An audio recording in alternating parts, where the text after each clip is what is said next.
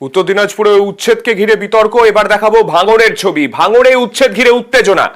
আদালতের নির্দেশে জবরদখল যে সমস্ত জায়গা আদালতের নির্দেশে যে যে জায়গায় জবরদখল ছিল সেই এলাকায় উচ্ছেদের নির্দেশ।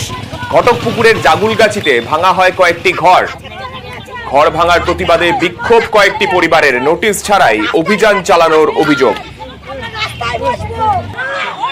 আমরা রাস্তায় বসে আছি। কতটি পরিবার আপনারা বসবাস করেন এখানে? 4-5 জন আছে এখানে। হ্যাঁ, সব ঘর বাঁধা বাড়ি। ঘরগুলো ভেঙে দিচ্ছে। এইগুলো তো আঁটা দরকার ছিল যে ঘর ভাঙা আমাদের অধিকার দেয়নি, তাহলে আমার ঘরটা কেন ভাঙলো?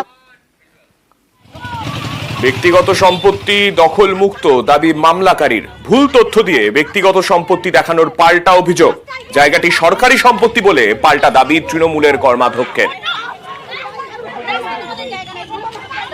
যারা এখানে বসবাস করে তারা উগ্র, তারা কতটা কি করবে বলতে পারছি না। আপনাদের জায়গায় তারা দখল করবে? হ্যাঁ, জোর করে দখল করে ফেলেছে। কতদিন ধরে দখল করেছিল? 14 বছর। এখানে বসেছিল কিভাবে? আপনারা বসিয়েছিলেন? এখানে আমরা না, পার্টির লোকেরা জোর করে, মানে গাছ বাড়ি করে ওরা নিজেরা, এবং কিছু সন্ত্রাস তারাই এসে জোর করে। কোন পার্টির লোক বসিয়েছিল? বামপন্থী পার্টি প্রথমে। যে অর্ডার এরা এনেছে, যে মামলার এগেনস্টে অর্ডার এনেছে, সেই মামলার কোনো নোটিশ এরা পায়নি। এরা অভিযোগ করছে যে ওদের পৈতৃক সম্পত্তি জবরদখল করে বসবাস করছে। না, এটা একদম সম্পূর্ণ মিথ্যে কথা। এই সম্পত্তিটা হচ্ছে সরকারি সম্পত্তি, পিডব্লিউডি ল্যান্ড। আইনকে ধোঁকা দিয়ে এরা একটা ম্যানিপুলেটেড অর্ডার নিয়ে এসছে আজকে, যার ফলস্বরূপ এই সাধারণ মানুষ ভুক্তভোগী হচ্ছে। 7টা পরিবার ঘরছাড়া হয়ে গেল।